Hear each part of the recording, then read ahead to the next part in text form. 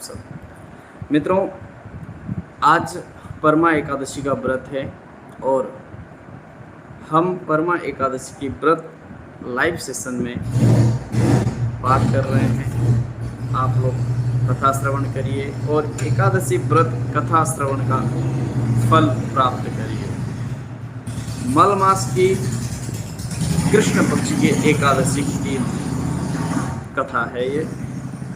युधिष्ठिर कहते हैं, भगवान, मल मास यानी अधिक मास की कृष्ण पक्ष की एकादशी का क्या नाम है एवं उसका क्या विधान है। भगवान श्री कृष्ण ने कहा, राजन, पुरुषोत्तम मास के कृष्ण पक्ष की एकादशी का नाम परमा है। यह भुक्ति और मुक्ति दोनों को प्रदान करने वाली है। इसके करने का विधान वही है जो पद्मिनी के करने का है। प्राचीन काल में एक काम्पिल्य नाम का नगर अत्यंत ही समृद्धशाली एवं सुंदर था। उस नगर में एक धर्मात्मा ब्राह्मण अपनी स्त्री सहित निवास करता था। वह ब्राह्मण अत्यंत ही दीन और दरिद्र था। उसकी स्त्री परम धर्मात्मा और पतिव्रता थी। उसे जो कुछ भी मिले उसमें से वह अतिथियों का सत्कार कर बचा हुआ अपने पति को खिला आप अनवरत उपवास कर निराहार रह जाती थी। इस प्रकार करते करते उसका स्वास्थ्य बिगड़ने लगा और अत्यंत दुर्बल हो गई। यह देख ब्राह्मण बड़ा दुखी होकर अपने को ही कोसने लगा कि जब मैं स्त्री का भरण पोषण नहीं कर सकता तो मुझे विवाह ही नहीं करना था। अपने मन में बहुत कुछ सोच विचार कर उसने अपनी स्त्री से कहा, प्रिय, मेरी वजह से तुम महान कष्ट भोग रही हो। यदि मुझ दरिद्र के साथ तुम्हारा विवाह न हुआ होता तो कदाचित तुम्हारी यह दशा न होती। अब तुम मुझे बताओ कि इस दरिद्रता को दूर करने के लिए क्या करूं? यदि तुम कहो तो मैं अब यहाँ से कहीं अन्यत्र जाकर धनोपार्जन करने का प्रयास करूं। अपने पति के ऐसे वचन सुन सुंदरी स्त्री ने कहा, प्राणनाथ, यह आप क्या कह रहे हैं? दासी से क्या अपराध हुआ जो आप दासी को त्यागने का विचार कर रहे हैं? आप कहीं ना जाइए, अपने घर में ही रहिए। ब्राह्मणी के ऐसे वचन सुन ब्राह्मण चुप रह गया। संयोगवश एक दिन उसके घर महर्षि कौंडिन्य आ गए। दोनों प्राणियों ने उनका यथाशक्ति सादर सत्कार किया, उनको भोजन इत्यादि करा। ब्राह्मणी ने महर्षि को हाथ जोड़ और प्रणाम कर नम्रतापूर्वक कहा, मेरे स्वामी दरिद्रता से घबरा गए हैं, वह परदेश जाना चाहते हैं। सो हे प्रभु, कोई ऐसा व्रत मुझे बताइए कि जिसको करने से मेरे स्वामी इस दरिद्रता से छूटें।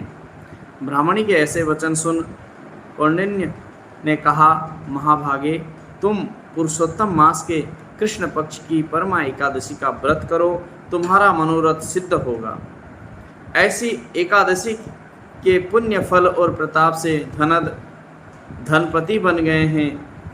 इसी एकादशी के पुण्य फल एवं प्रताप से महाराज हरिश्चंद्र का गया हुआ राज्य पुनः प्राप्त हुआ है। साथ ही साथ पंचरात्रि व्रत का महात्म्य और भी अद्भुत एवं महान है।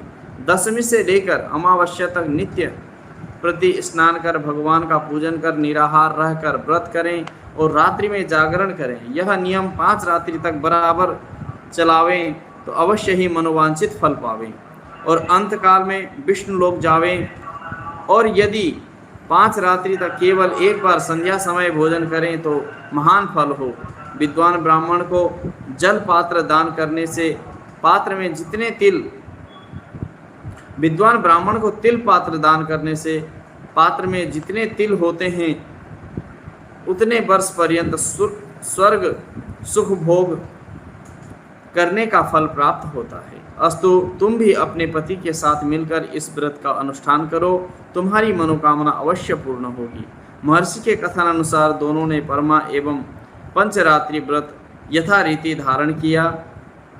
पंचरात्रि होकर जिस समय प्रभात हुई और वे लोग व्रत का पालन कर चुके, उसी वक्त उनके पास एक राजकुमार आ उपस्थित हुआ और उन्हें राज सम्मान के साथ ही साथ सुंदर सामग्रियों से भरे उत्तम भवन एवं अतुल धन राशि तथा जागीर प्रदान किया।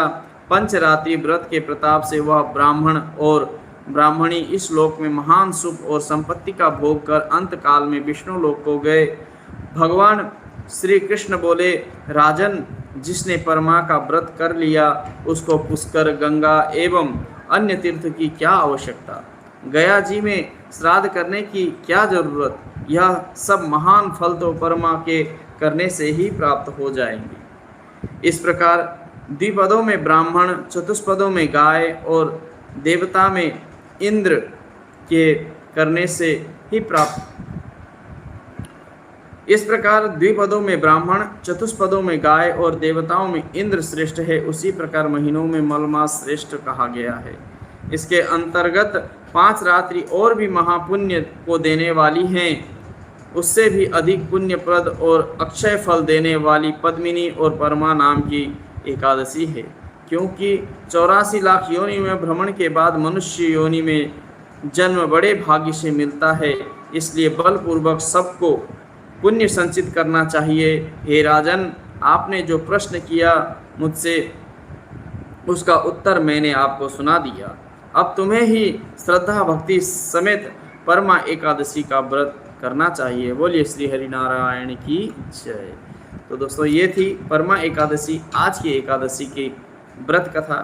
आप लोग भी सुने और व्रत धारण करें और पुण्य का लाभ प्राप्त करें। जय श्रीमन नारायण।